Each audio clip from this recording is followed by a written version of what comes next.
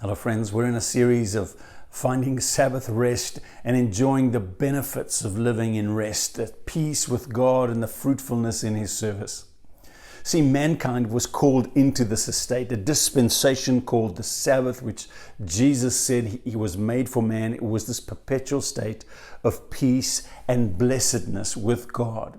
And the enemy came and deceived mankind by suggesting that God is fundamentally devious, that He's insecure and He's susceptible to moral weakness. He said, in effect, God doesn't have your best in mind, but rather He wants to keep you subservient to Him. Now that was against the patently obvious demonstration of the God who had created all things and had invited man to have dominion over it all. Adam awoke in a garden and in a world and in a solar system and in a universe that he had no hand in creating, but he was given authority to have dominion over it all. And he was in fellowship with God. So God revealed Himself already to Adam as a generous giver, completely not threatened by mankind.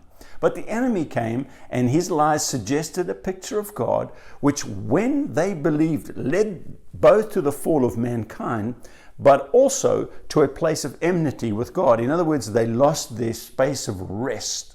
See, deception that sees God less than perfectly good will remove us from our rest. The opposite is also true. We can only abide in rest when we know that God is unchangingly good.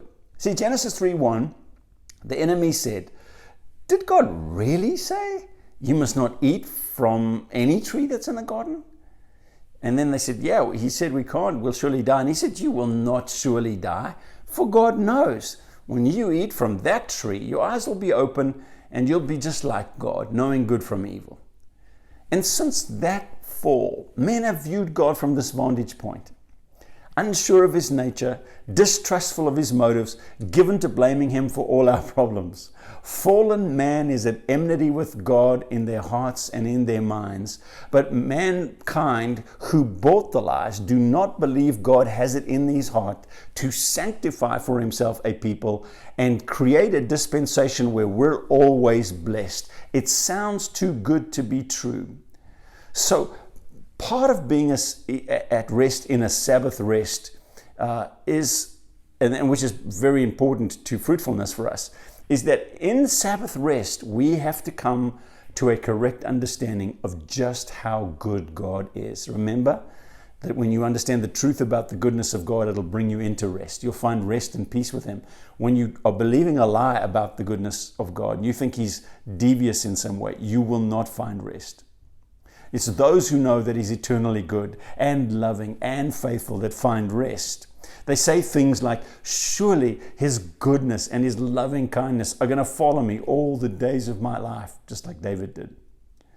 So today I'm going to ask you to check your ideas about God. I guarantee you that if you believe anything erroneous about Him, that false belief will rob you of your rest, just like it robbed Adam and Eve of theirs. Because when they believed the falsehood about God, they were kicked out of that garden.